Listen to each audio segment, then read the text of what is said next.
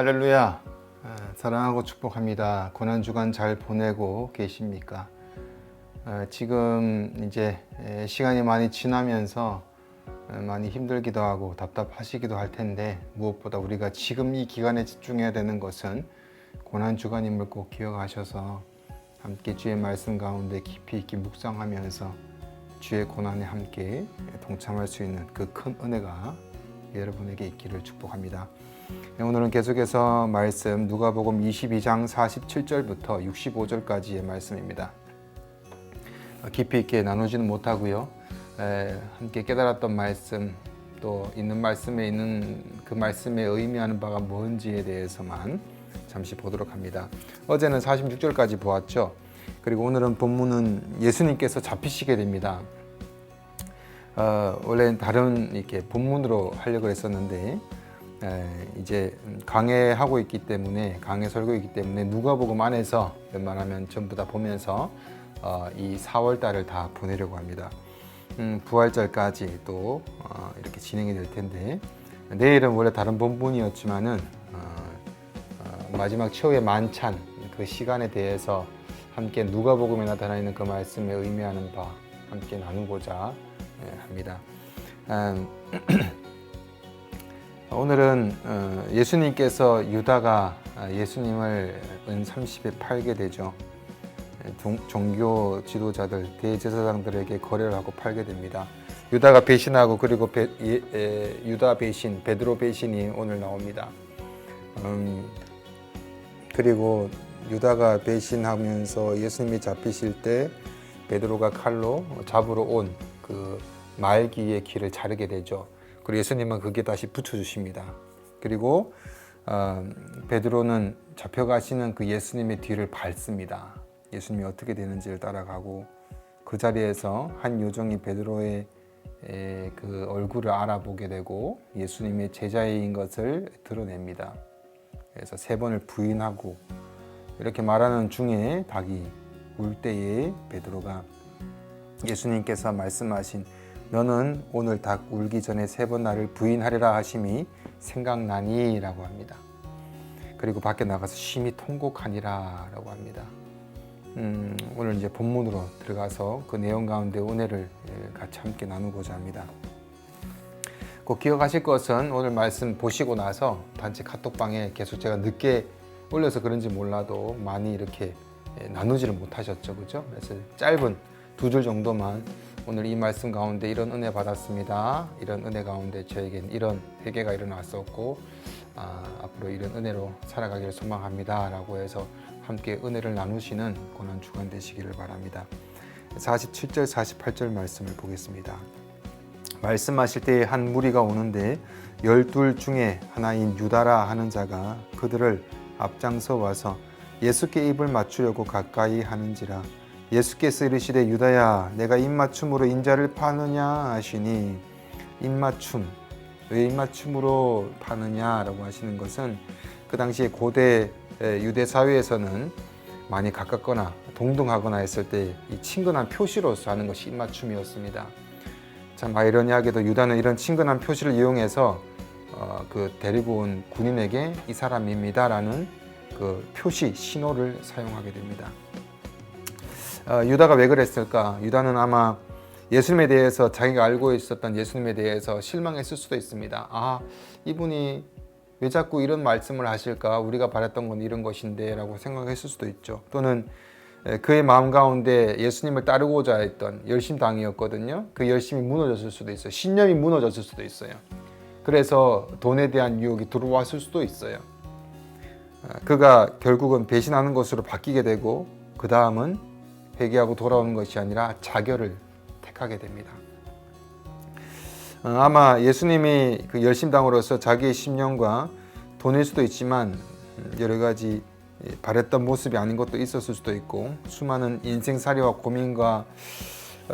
고민을 했을 것입니다. 그래서 그는 잘못된 길을 택하게 됩니다. 49절부터 50절까지 말씀.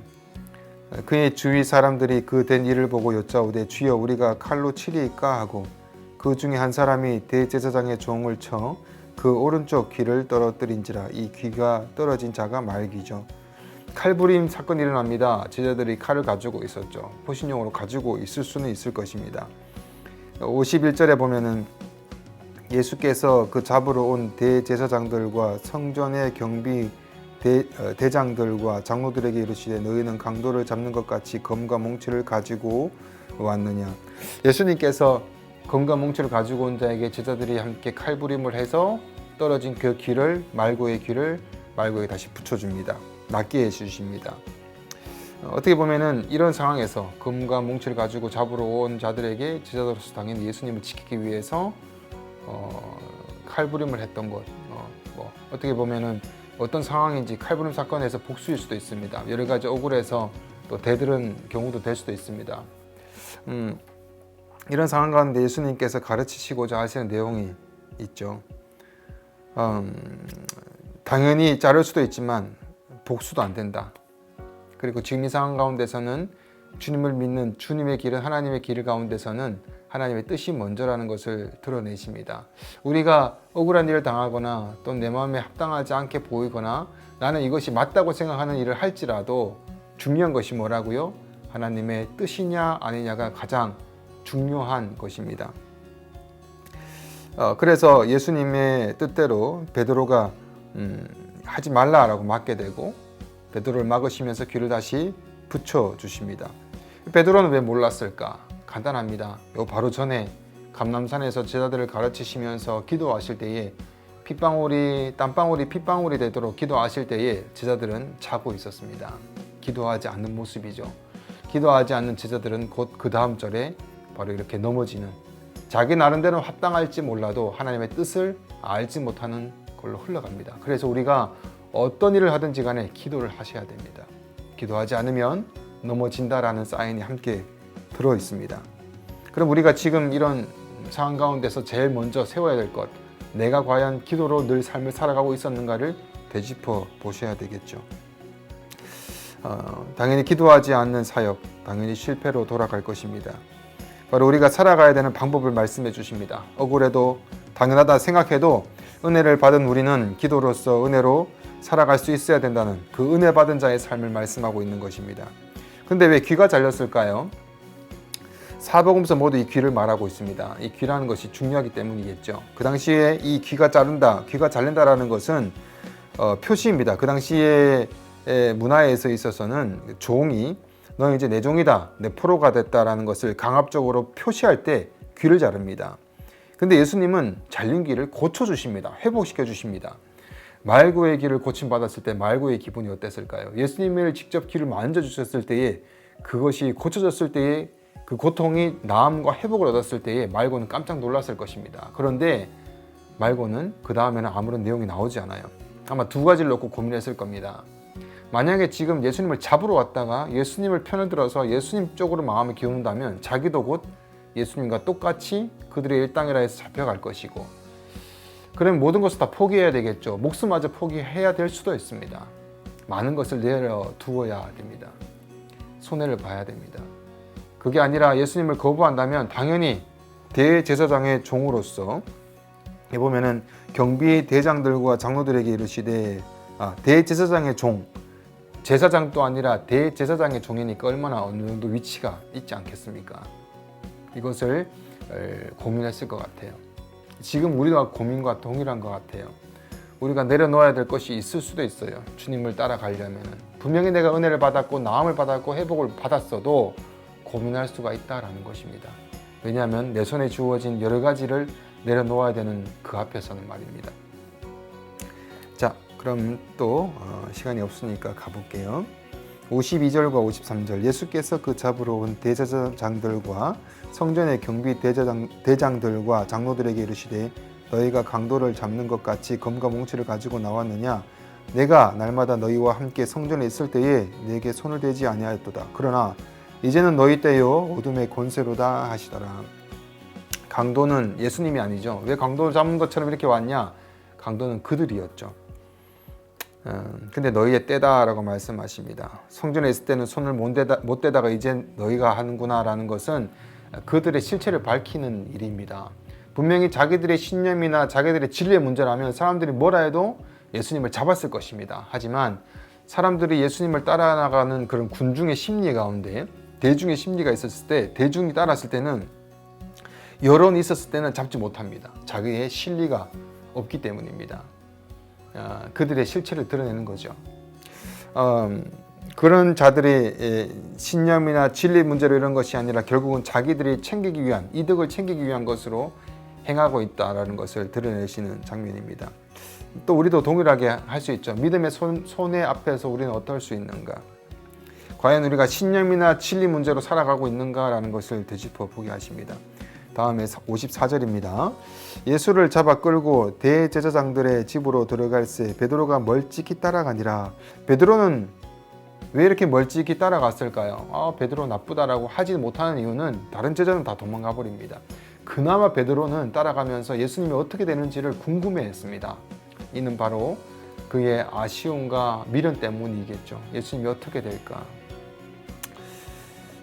자, 그 다음에 말씀을 봅니다. 55절, 56절. 사람들이 뜰 가운데 불을 피우고 함께 앉았는지라. 베드로도 그 가운데 앉았더니 한 요정이 베드로의 불빛을 향하여 앉은 것을 보고 주목하여 이르되 이 사람도 그와 함께 있었느니라 라고 합니다. 이 불빛이 이 베드로의 얼굴을 드러냅니다. 그러고 나서 이 여정이 베드로를 알아보게 됩니다. 계속 어떻게 될까요? 그 장면을 이제 57부터 59까지 베드로가 부인합니다. 베드로가 부인하여 이르되 이 여자여 내가 그를 알지 못하노라 하더라. 부인합니다. 58절 조금 후에 다른 사람이 보고 이르되 너도 이 도당이로다 하거늘 베드로가 이르되 이 사람아 나는 아니로다 하더라. 조금 뒤에 아닌가라고 여자는 떠나가지만 조금 뒤에 한 사람이 너도 그 도당이다 라고 합니다. 그랬더니 이 사람아 난 아니로다 라고 하면서 좀 더 확대된 거부를 하게 됩니다. 부인을 하게 됩니다. 59절 1시간쯤 있다가 또 한 사람이 더 얘기합니다. 3번이죠. 또 한 사람이 장담하여 이르되 이는 갈릴리 사람이니 참으로 그와 함께 있었느니라. 갈릴리 사람을 지목했던 이유는 그의 말투 때문입니다. 다른 복음서에 나오는데 그의 갈릴리의 말의 그 사투리 때문에 이 사람을 알아보게 됩니다. 그래서 장담합니다. 그랬더니 참으로 이 사람이 함께 있었느니라 라고 얘기했더니 60절 볼까요? 베드로가 이르되 이 사람아 나는 내가 하는 말을 알지 못하노라 하고 아직 말하고 있을 때에 닭이 곧 울더라 라고 합니다. 이렇게 격하게 부인하고 있는 그 찰나에 세 번째 격하게 부인하는 찰나에 닭이 웁니다. 베드로가 생각이 납니다. 베드로에게 닭이 울자마자 회개한 그 닭 울음소리를 듣고 회개한 건 아닙니다. 닭 울음소리는 닭 울음소리입니다. 문제가 뭐죠? 닭 울음소리에 사인이 들어오자 생각났던 것이 있었습니다. 그것이 바로 예수님의 말씀이었죠. 한번 볼까요? 우리 60절 닭이 곧 울더라. 61절 주께서 돌이켜 베드로를 보시니 베드로가 주의 말씀 곧 주님께서 베드로를 보십니다. 주의 말씀 생각납니다. 오늘 닭 울기 전 내가 3번 나를 부인하리라 하심이 생각나서 62절에 밖에 나가서 심히 통곡하니라. 주의 말씀 가운데 모든 것이 무너집니다. 자기의 모든 것을 다 보게 됩니다. 자기의 잘못된 모든 것이 다 드러나게 됩니다. 베드로가 생각난 것은 바로 예수님께서 하신 말씀입니다. 그는 그때 맹세할 때 자기가 이런 삶일 줄 몰랐습니다. 난 죽어도 좀 따릅니다 라고 했을 때에 자기의 의지, 그런 의지가 이 정도밖에 되는 줄을 몰랐을 것입니다. 자기 안에 가능성이 전혀 없다라는 것을 몰랐다라는 것입니다. 나는 이 정도고 나는 이렇게 하면 할 수 있는 사람이고 나는 그런 신앙 정도는 되는 사람이야 라고 했던 그런 부분이었습니다. 그런데 이런 것들이 다 무너집니다. 다 드러납니다. 그리고 부활하신 예수님을 만나고 그는 이제 나중에 바뀌게 되죠. 어떻게 됩니까? 이방인에게 복음을 증거하는 사도로 바뀌게 됩니다. 문을 열게 됩니다. 선교의 문을 열게 되는 것이죠.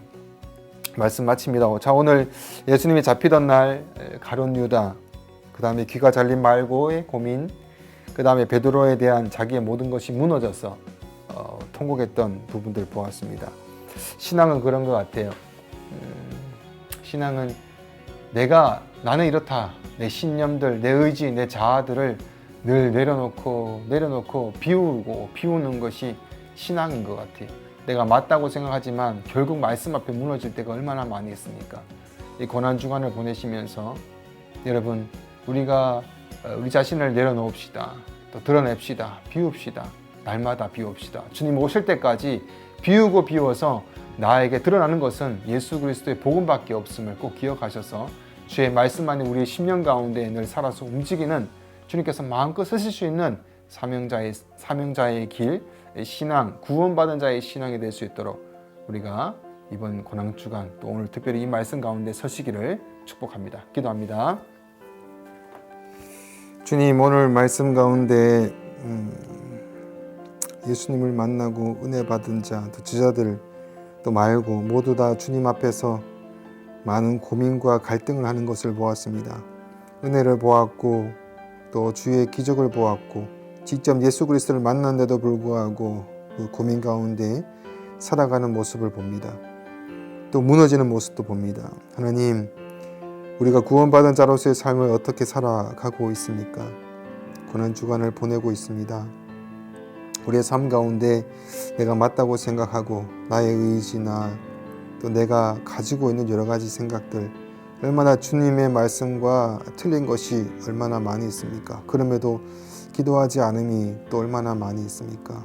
주님, 결국 매일마다 또 사건마다 문제들마다 내 자신이 무너짐을 볼 때가 많이 있습니다.